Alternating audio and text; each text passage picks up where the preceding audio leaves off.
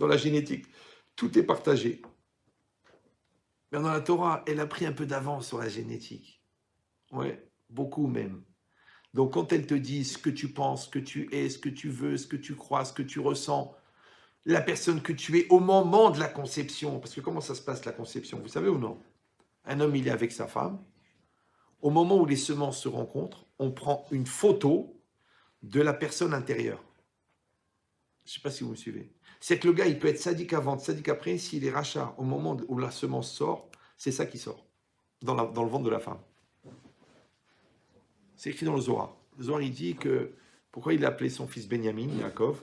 Parce qu'on peut avoir des enfants mitzad yamin ou mitzad smol. Le tzad smol, c'est l'Yetzer hara. Le tzad yamin, c'est l'Yetzer hatov. Maintenant, Yaakov, il a dit, tous mes enfants, mitato shlema, tous mes enfants, ils viennent du tzad yamin. Vous savez que c'est la première fois que la semence, elle est sortie de son corps, il avait 70 ans. C'est ce que ça veut dire au niveau de la hitgabrou, de la maîtrise de soi, de la pulsion du côté animal. C'est ça un tzaddik. Donc, ce qui est sorti de lui, c'est les 12 tribus d'Israël. C'est pas rien. Il les a pas conçus à l'arrière d'un break un samedi soir avec 2 grammes d'alcool dans le sang. Vous comprenez ou non? Donc ça veut dire chacun, il sait ce qu'il est en train de faire.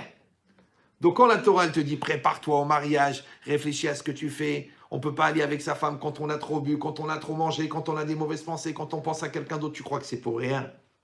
Vous avez compris ou non? C'est que les goïms, ils pensent qu'on est de la viande et qu'on essaye de faire des greffes entre la peau de l'un et la peau de l'autre, et la semence de l'un et la semence de l'autre, alors que la Torah, elle pense qu'on est à 99% de la pensée. Donc si ta pensée, elle est polluée à ce moment-là, l'enfant, il va être pollué.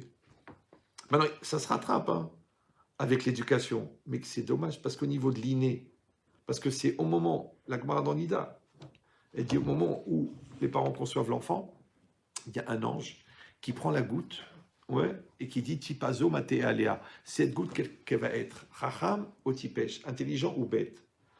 Achir ou ani, va être riche ou elle va être pauvre? Grand ou petit, beau ou moche? Et bat plouni les plouni. Quelle fille il va épouser? Quelle maison il va avoir? Pourquoi on détermine tout au moment de la conception? Ben, c'est normal. Parce qu'au moment de la conception, on va fabriquer un contenant, ça s'appelle le corps. Dedans, il va y avoir un système d'exploitation qui s'appelle le psychique. Pourquoi? Pour faire le tikkun d'une neshama que Dieu va mettre dedans. Maintenant, la neshama, Hachem, vas-y. Tu es fatigué. Ça va? La neshama, elle a besoin de faire une certaine réparation. La réparation, elle correspond à certains travaux qu'il va faire. Comme le garagiste, il te dit, écoute, il y a le fond de culasse, il y a le carburateur, il y a ça. Donc, il sait les travaux qu'il va faire. Imagine la neshama, elle a un tikkun à faire. C'est quoi le travail qu'elle va faire? En fonction du travail qu'elle a besoin de faire, on va lui donner le temps de vie, les outils intellectuels, les outils psychologiques, ouais, les outils moraux, les parents adaptés, les amis, le conjoint, évidemment, puisqu'il va être ton principal partenaire. Les enfants qu'il aura avec ce conjoint qui seront le fruit de ce qu'il est devenu. Vous comprenez ou non? Tout ça sur une photo de la semence au moment de la conception.